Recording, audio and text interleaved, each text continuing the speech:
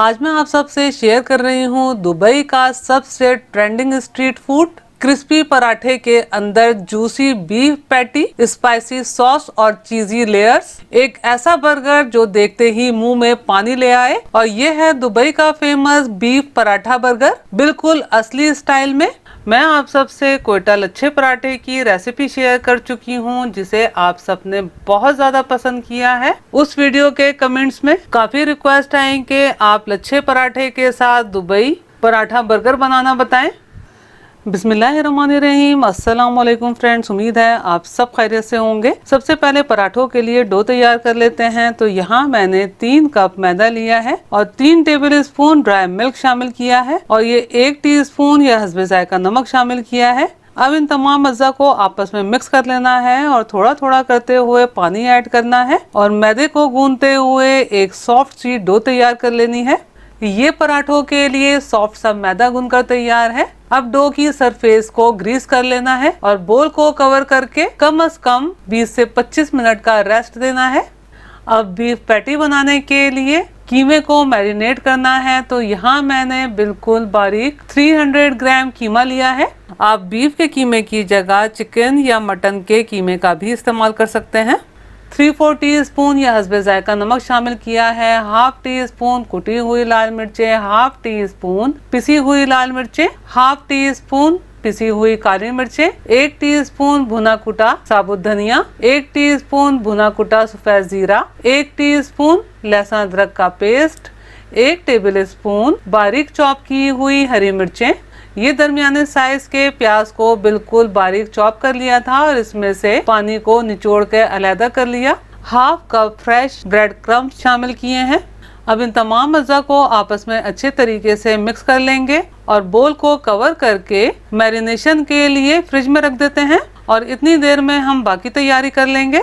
Paratha burger के लिए मजेदार सॉस तैयार कर लेते हैं। तो यहाँ मैंने हाफ कप मायोनीज लिया है, 4 tablespoon ketchup, 2 tablespoon chilli garlic sauce, half teaspoon mustard powder शामिल किया है। अगर आपके पास मस्टर्ड सॉस मौजूद हो तो 1 टीस्पून शामिल कर दीजिएगा। 1 टेबल स्पून बारीक चॉप किए हुए ब्लैक ऑलिव शामिल किए हैं।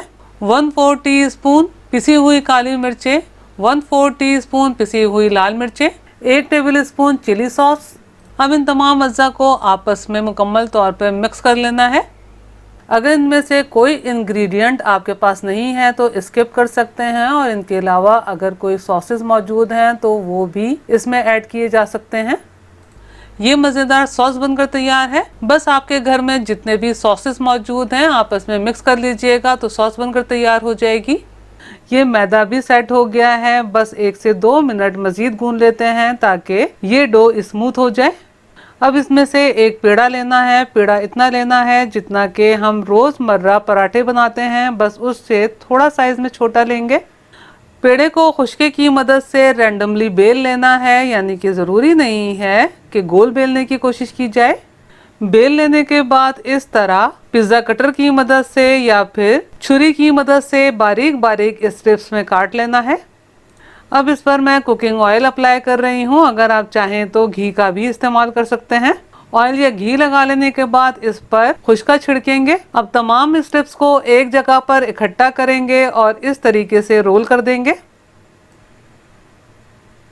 ये पराठे थोड़े मोटे रखे जाते हैं तो हाथ की मदद से हल्का सा फ्लैट कर लेंगे। आप देख सकते हैं कि बस हमें इतना ही फ्लैट करना है। बस इसी तरीके से तमाम पराठे फ्राई करने के लिए तैयार कर लीजिएगा और कम से कम 15 से 20 मिनट रेस्ट दीजिएगा। मैंने इन्हें तकरीबन 20 मिनट रेस्ट दिया है। अब जल्दी से पराठे तैयार कर लेते हैं। पराठे काफ़ी मोटे हैं तो इसलिए हमें इन्हें शैलो फ्राई करना होगा ताकि अंदर तक ठीक तरीके से पक सके। बस इन पराठों को मीडियम टू लो फ्लेम पर अलट पलट करते हुए अच्छा सा गोल्डन कलर आ जाने तक फ्राई कर लेना है। आंच को मीडियम टू लो ही रखिएगा ताकि सरफेस से अच्छे तरीके से क्रिस्पी हो सके और अंदर तक पक सके। ये पराठा बर्गर के लिए परफेक्ट पराठे बनकर तैयार हैं। कैरामल अनियन तैयार करने के लिए ये मैंने मोटे मोटे स्लाइसेस कट कर लिए हैं। कैरामल अनियन तैयार करने के लिए व्हाइट प्याज चाहिए होती है, लेकिन हमारे घरों में यही लाल प्याज होती है तो इसलिए मैं लाल प्याज का इस्तेमाल कर रही हूँ। बस हल्का सा तवे को ग्रीस करना है और स्लाइसेस को तरतीब से रख देना है। तवे को कवर कर देना है ताकि प्याज बिल्कुल सॉफ्ट हो जाए और थोड़ी थोड़ी देर बाद अलट पलट करते हुए मीडियम फ्लेम पर पका लेना है। 1.5 से 2 मिनट में ये प्याज तैयार हो जाती है। दुबई के फास्ट फूड में कैरामल प्याज का बहुत ज्यादा इस्तेमाल किया जाता है और इस प्याज के बगैर ये पराठा बर्गर अधूरा है, इसलिए ये प्याज भी आप जरूर तैयार कीजिएगा। अब जल्दी से बीफ पैटी तैयार कर लेते हैं। तो यहाँ आपने दरमियाने कोफ्ते के बराबर बैटर लेना है और पॉलीथीन बैग को इस्तेमाल करते हुए इस तरह हाथ की मदद से बिल्कुल फ्लैट कर देना है। मैंने फूड ग्रेड पॉलीथीन बैग का इस्तेमाल किया है। आपको जिस तरीके से आसानी हो आप पैटी बना लीजिएगा। आप ये देखिए परफेक्ट बिल्कुल पतली पैटी बनकर तैयार है। आप एक काम और भी कर सकते हैं, अगर आपके घर में फ्रोज़न कोफ्ते मौजूद हैं तो मेरी तरह डीप फ्रॉस्ट कीजिए और इसकी इस तरह फ्लैट पैटी बना लीजिए। ये चिकन के कोफ्ते हैं जिन्हें डीप फ्रॉस्ट करके मैंने पैटी बनाया है।